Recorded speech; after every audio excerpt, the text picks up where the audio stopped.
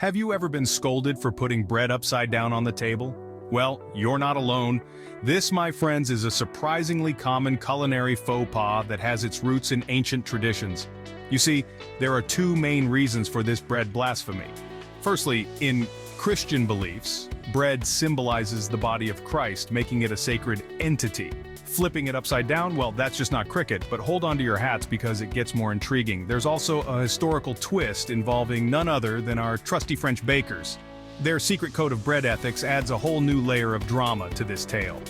We're talking about a culinary roller coaster that involves religion, superstition, and a slice of medieval France. So, buckle up and stay tuned as we delve into the dramatic history behind this bread blasphemy. Get ready for a journey filled with laughter, surprises, and a whole lot of dough. So, why is it so disrespectful to put bread upside down, you may ask? Well, it's not just some random table manners rule, it's a culinary taboo that's been passed down through generations. This simple act is believed to bring a wave of misfortune and contempt, transforming a harmless loaf into a harbinger of bad luck. A culinary faux pas, if you will. The superstition isn't just about the bread's position on the table. Oh no, it gets even more intricate. Picture this. You're at a dinner party and you pass the bread to your neighbor, but gasp, it's upside down. The room goes silent. Eyes widen. You've just escalated the situation to a whole new level of superstition. You've not just disrespected the bread, but also the person receiving it. It's like you've handed them a ticking time bomb of bad luck. Now, isn't that a dinner party twist no one saw coming? But wait, there's more to this bread drama. You see, in the world of pastries and baguettes, the upside-down bread isn't just a superstition.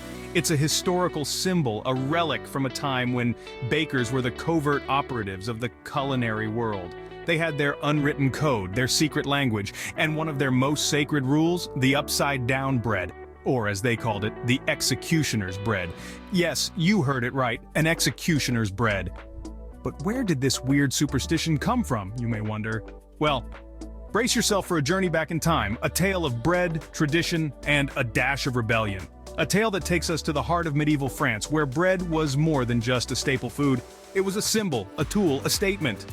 So let's dive into the past and uncover the true story behind the upside-down bread, the culinary disrespect that has been baked into our history. Buckle up, folks, because this is where the real fun begins. To unravel this mystery, we need to travel back to the 15th century France. Picture this, a time of castles, knights, and bakers. Yes, bakers.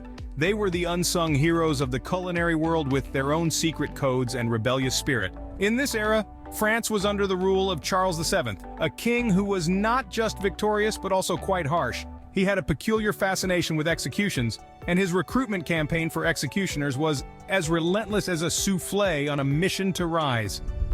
This didn't sit well with our humble bakers. They were all about making delicious bread, not facilitating the king's morbid hobby. So they decided to knead some rebellion into their dough, baking what we now call the executioner's bread. The name itself sends shivers down the spine, doesn't it? This wasn't your normal, fluffy, mouth-watering loaf. No, Siri, this was a bread of protest, a bread of defiance.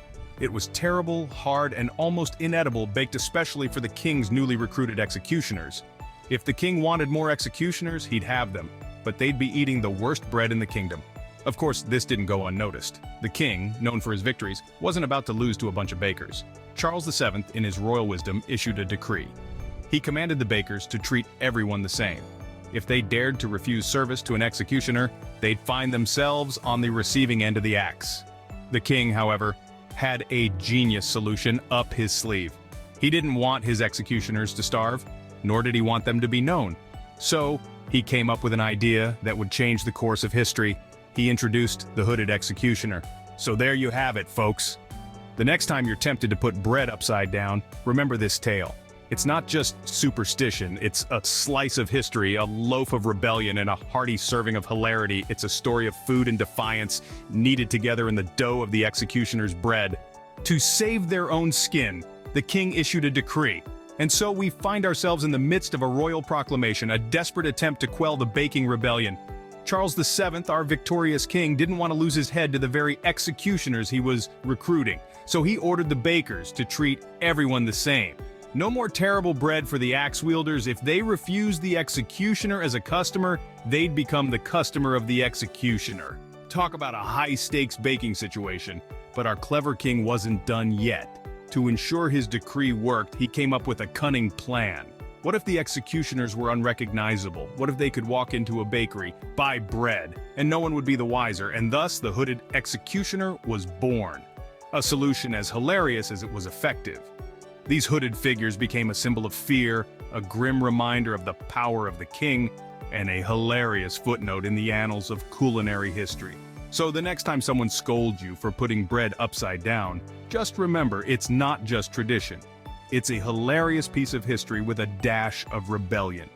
In the end, it's a story of bread bakers and a king's desperate attempt to keep his head while ensuring his executioners got their daily loaf. Now, isn't that a slice of history worth remembering?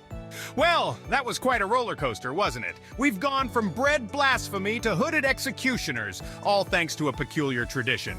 It's more than just a piece of dough, it's a hilarious slice of history and rebellion. Now it's your turn. Do you have any funny food traditions or tales to share? We can't wait to hear them. Don't forget to like, subscribe, and stay tuned for more jaw-dropping stories from the world of food.